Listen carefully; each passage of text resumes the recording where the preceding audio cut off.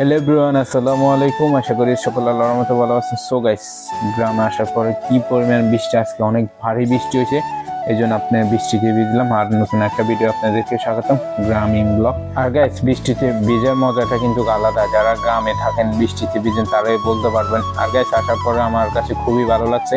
কি পরিমাণ বৃষ্টি হইতেছে দেখছেন গাইস, জমিনের দিকে দেখলে বুঝতে পারেন কি পরিমাণ পানি আর কি পরিমাণ ভারী বৃষ্টি হইতেছে। পরে ছাতা নিয়ে হাঁটতেছি, খুবই ভালো লাগতেছে আজকের ওয়েদার দেখে। আর কারণ বৃষ্টি হইতেছে, বৃষ্টিটা আমার খুবই পছন্দ।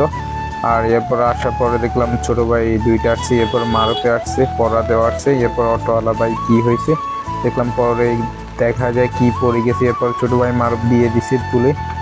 আর গাইস, এত সুন্দর বৃষ্টি হচ্ছে, এই ভিডিওটা যদি আপনার কাছে শেয়ার না করি তাহলে জিনিসটা হয় না। আমরা জানি প্রবাসী ভাইরা অনেক মিস করতেছেন গ্রামটাকে। আসলে এই ভিডিওটা দেখলে আপনাদের খুবই খারাপ লাগবে, আমি জানি। তারপর আমি কি করবো, আমি 30 সেকেন্ড ধরে ভাবতেছি। এরপর দেখলাম অটো আসতেছে কিনা, একটু ঠাকাইলাম।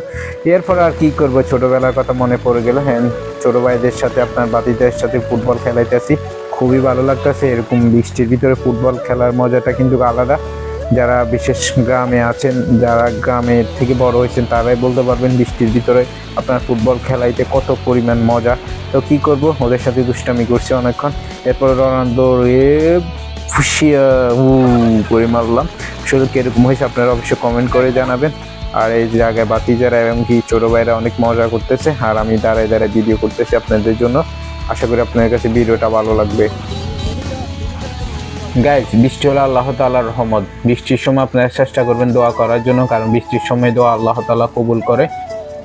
ও হে গ্রাম, আমরা তোমার থেকে অনেক দূরে আছি। প্রবাসে আমি জানি তারাই খুবই মিস করতেছেন প্রবাসী হয়ে গ্রামটাকে।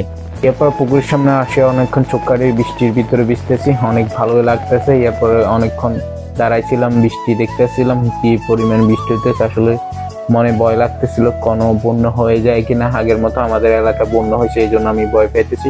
এরপরে আসার পর দেখলাম ছোট একটা বাতিজা আপনার জাল মারতেছে। আসলে এরকম আগে আমরা ছোটবেলা আপনার এরকম ছোট ছোট জাল মারতাম, বৃষ্টি হলে একদম পুকুরে মারতাম, কিন্তু মাছ পাইতাম না। ও মাছ পায় না, মানে মজাটা করতেছে আর কি। আসলে খুবই খারাপ লাগতেছে। আর কি পরিমাণ দেখেন পানি আসতেছে, মানুষের বাড়ি থেকে বাড়ির ডিহিনি করে কি পরিমাণ পানি আসতেছে, বৃষ্টি হইতেছে, বুঝতে পারবেন এই পানিগুলো দেখলে আপনারা। ভিডিওটা এই জায়গায় শেষ। আশা করি সবাই ভালো থাকবেন, নিজের খেয়াল রাখবেন।